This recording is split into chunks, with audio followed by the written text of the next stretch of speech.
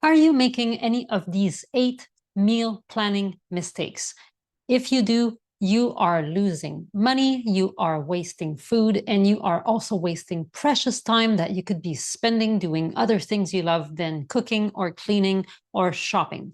Let's talk about each of them in turn and see also what can be done instead of those mistakes. Hello there, welcome to my vegan family kitchen. My name is Brigitte Gem, rhymes with beet, Brigitte, beet. And I have been doing healthy vegan meal planning for my family now for over 10 years, and in a professional quality for over 8 years. I am certified in plant-based nutrition, and I'm also a PhD in sociology of education, which I guess is helpful for someone like me who is trying to change the world, really, in helping everyone eat better meals. And it sounds maybe simple, and I'm quite certain it's underrated. Meal planning is so important because it makes a difference in the food that we end up eating and how we show up in the world. So let's look at what those mistakes are and find replacements for those not so great habits that we have. How can we do better? You're going to find out by the end of this video. If you do experience some challenges when you're meal planning, if you struggle with some parts of the task, I would love for you to comment below and tell me what the issue is and what kind of problems you're running into. And I hope that by the end of the video, you will have found some of the answers and solutions you need, or just inspiration to start doing it maybe differently, better, and resolve some of those irritations. Mistake number 8, we're going to start from the bottom, is importing omnivorous meal planning habits to healthy vegan meal planning. It doesn't work quite the same way. If you are a home cook who generally cooks with meat, you are probably often ending up preparing what I call the 3-part meal. The meat, grains or starch of some sort, and if it's a good day, some vegetables that often come as a bit of a sideshow rather than as the main event. It's the famous meat and potatoes kind of dinner with maybe a side of steamed broccoli. Translating that sort of cooking to a healthy vegan dining table is a little bit challenging. And when people get started, and that's great, they might just basically substitute the animal-based meat with some vegan meat that they buy ready-made. And that's better than nothing, I'm sure, but it's not ideal, because also often when people start cooking healthy vegan, plant-based meals, they've learned a lot about nutrition and they start to care about eating whole foods plant-based, and they want to have the whole beans and probably less sodium as well than what is found in those ready-made vegan meats. And I'm not personally against the ready-made processed meats that are vegan. I use them on occasion, that's fine, but I prefer to eat whole beans, to eat tofu, and to eat lots of native vegan alternatives instead of meat replacements. So here's what you can do instead. First of all, you can learn to improvise really simple meals that follow typical vegan meal forms, like salads and bowls, soups and other simmered dishes like chilies and stews of various kinds, and quick stir fries. Including those kinds of dishes in your meal plan will allow you to eat whole plant foods and different kinds of forms of meals. Go and look for inspiration in other culinary traditions that do not put so much emphasis on the meat. I'm thinking in particular about Indian, Asian, and some South American culinary traditions. And in reality, there's probably some of those meals that you already enjoy. So why don't you put those in a veganized version on your meal plan? It will not make it so obvious that the meat is missing. You're going to see how a dish can be very satisfying without having that big chunk of animal product on it. Along the same lines, I recommend that you don't start veganizing family favorites just yet. Often the comparison can be a little bit challenging, and one can look at the traditional favorite and think, well, where's the meat, right? Instead, it's a good time to branch out in slightly unfamiliar cuisines that will not remind you of the dishes that are your favorites and bring you to compare exactly what they should be looking like, right? I strongly recommend reading my guide, my blog post that is called Vegan Cooking for Beginners. It has lots of inspiring tips that you can use to get cooking the right way when you're cooking vegan. Big mistake number 7 is over planning. Are you currently planning 7 dinners and 7 lunches and maybe even 7 individual breakfasts for your week? That's 21 meals, and that's too much. It's too stressful. It's overplanned. That's just a recipe for food waste, because inevitably something will happen and there's one of those meals that will not get made, but you still have purchased the ingredients that were purchased specifically for that meal, and then you don't have a use for them, and maybe they go bad before you've had the chance to use them. Another danger is that you might rebel against the plan. If you're overly strictly planned like that, you might get to Wednesday and think, I'm not interested in this plan anymore. I just want to eat something easy, familiar, comforting, whatnot. So it's not necessary to overplan. It's not usually going to be sustainable for more than a few weeks. Instead of planning all of those different meals, it's useful to think about ways you can cook once and eat twice or even thrice. That's a feature that's built in the Vegan Family Meal Plans that you can look up in a separate video that I made that's called What's in the Vegan Family Meal Plan. So look it up. I talk about this. Also, instead of planning fresh meals all the time, it's useful to double up when you're cooking on a given weeknight so that you can generate more food that you can freeze for use later. That's what I call emergency preparedness in the kitchen, always having a stash of a few dishes that you can just reheat quickly on a night when you don't have something planned already. Also, having a well-stocked pantry will help you, especially if you are getting good at improvising dinners along those forms that I was talking about earlier, soups and stews, quick stir fries, salads and bowls. So having basic ingredients in your pantry that you're able to hack into a quick, simple, everyday meal, that will also save you if you are the over-planning kind. Mistake number 6 is excessive diversity. And that is related to the over-planning that I was talking about earlier. Now, I don't want to be misleading here. It is important to have a lot of diversity in our diet. It is shown that it helps the health of our gut microbiome to get all sorts of different plants on a daily basis, on a weekly basis, to change again next week, follow the seasons. It helps getting different kinds of nutrients. But we don't need to get all the different things all at once in one given week. Another problem with that, other than the fact that it's a lot of work, is that you end up with a lot of different ingredients. And again, that situation where maybe you bought ingredients just for that one recipe, and then for whatever reason, there was an emergency, you ended up not cooking that recipe, and the food goes to waste. And that's really sad.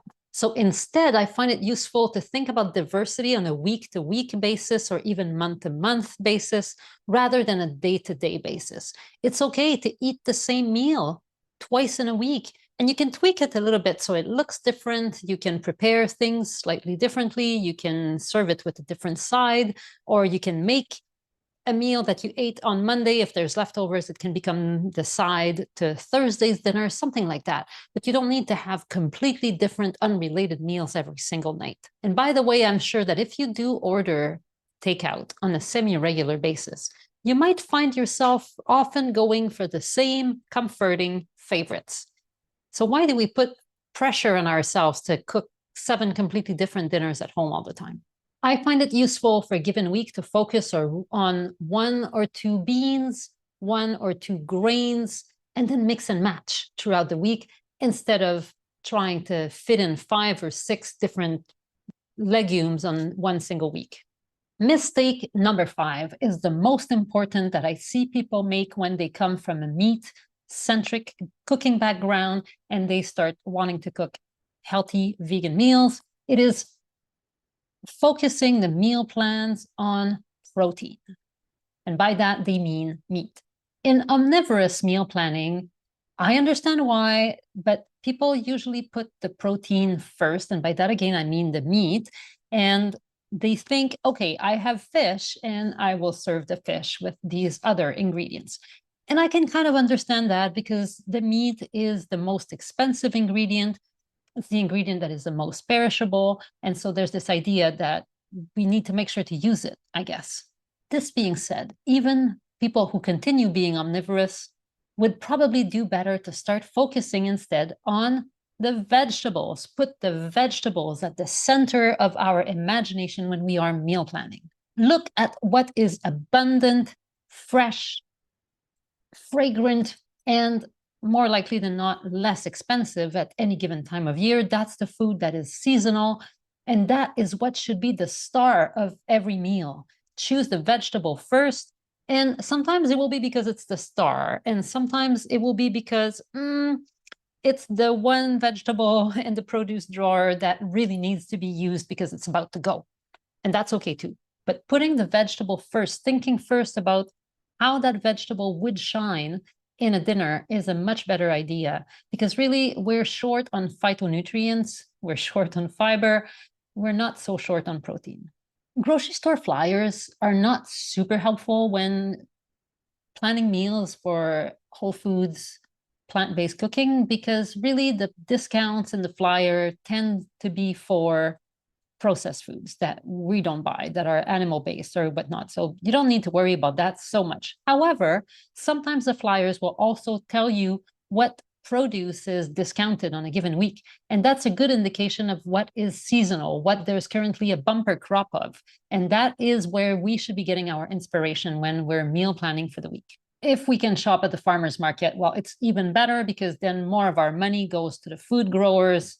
We don't need the middle people. And the vegetables are just more fresh and more appealing, and we get a really strong visual on what is currently seasonal within our region.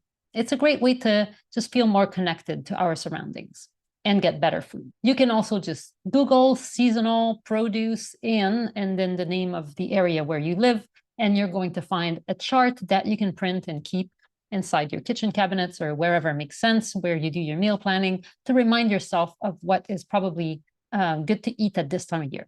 Mistake number 4, and it's a mistake I've made often and I continue to make on occasion, is to center the preferences of the pickiest eater in the family, the person who is most selective and who basically has the longest list of foods that they dislike. Listen, I get it. One of my children is rather selective. He doesn't have many foods on his green list, and I want him to eat, I want him to get nutrients, and I want him to be happy. I don't want people, whether it's that child or anybody else that sits at my table, to be complaining, right? But often when we think about those people's needs first, we forget about what we need and what we prefer. And it is important that we put our preferences up there. And I'm not saying they always need to be first. And I'm not saying that because I like kale farro salad with roasted beets, everybody in my family should be eating that all the time. That is not what I'm saying. But that roasted beet salad with the kale and the farro should be on the menu. And I can think of strategies to, for example, decompose the meal so that there will be something to eat for people who are more selective. If you need inspiration to get better at doing that, I recommend you go to my website and look up my article called Meal Planning with Picky Eaters in Mind. And I think it's maybe even Loving Meal Planning, something like that. But just look at the link in the description below and learn some of those techniques you can use to make sure that you get nourishing, beautiful, delightful meals, and that people who are more selective not only get a good meal that they're okay with, but also get an opportunity to learn to love a slightly broader range of vegetables with every week that passes. Vegetables, beans, grains, the whole thing. Mistake number 3. Now we're getting into the list of mistakes that practically everybody makes. And that is not knowing what you have before you plan the meals for the following week. Meal planning doesn't start with a pile of cookbooks or a Google search. It starts by looking in your fridge and your pantry at the ingredients you already have, at the leftovers from previous meals that could be repurposed. That's where it starts. And the priority is to use the food we already have because of all the love and the effort and the energy and the money and the time that have gone into making those foods show up in your fridge. So let's focus on using those first, planning meals around them, and then filling in the blanks in the meal plan with new different meals. And that should start again with the vegetables. Open the produce drawer, find out, and if there's something that is now like wilted beyond recognition, or spoiled in whatever way, get rid of it. But whatever else is there that is still edible, that is still possibly enjoyable, needs to be used right away. That's the priority. So put those on the meal plan and then fill in the blanks. Mistake number 2 is of a different kind, and it's not really related to the food. It's related to our schedule. That mistake is to not do some kind of weekly review, a plan for the week, and not know what we've got scheduled.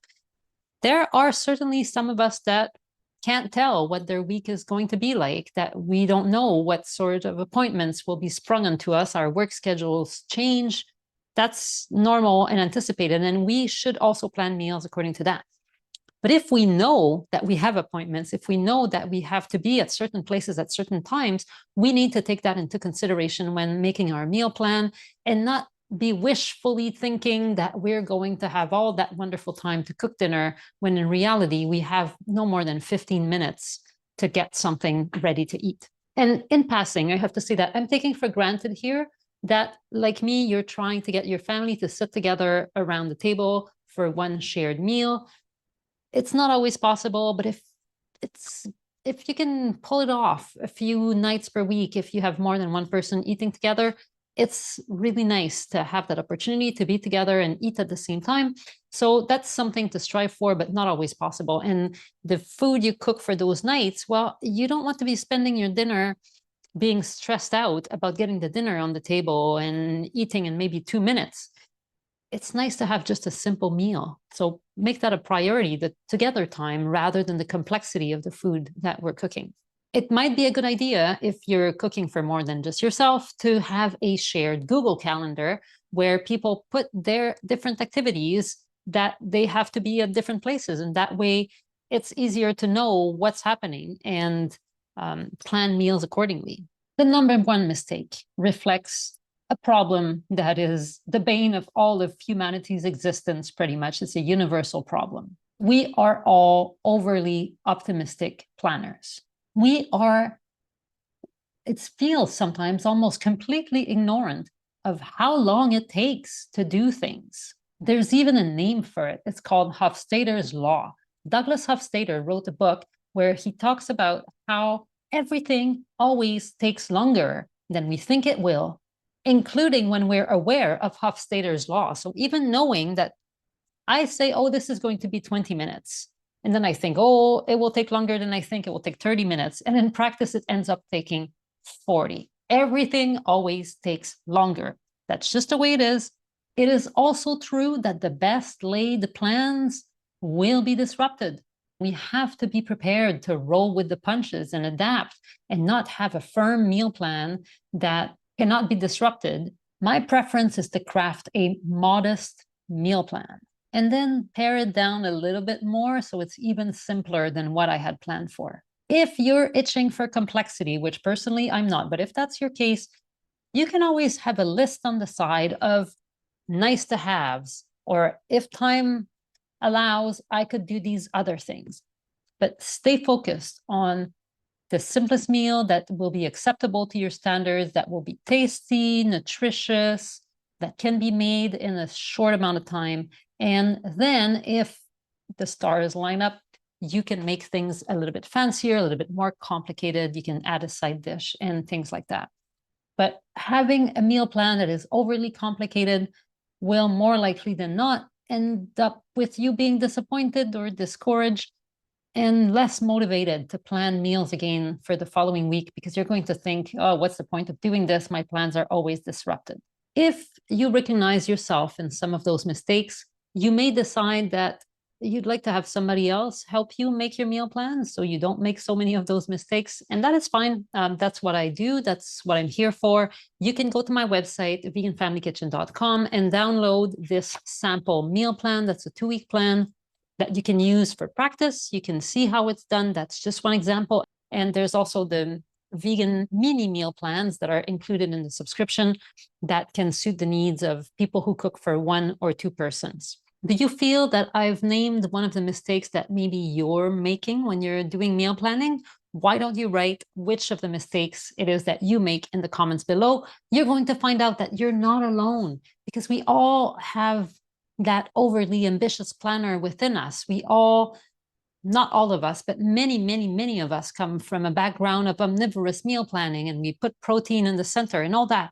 You're not alone. I was one of you. I've just been professionally meal planning for the last 8 years, and I can see what the mistakes are, and I can help you avoid them. I hope this was helpful, and I will look forward to seeing you again soon in the Vegan Family Kitchen.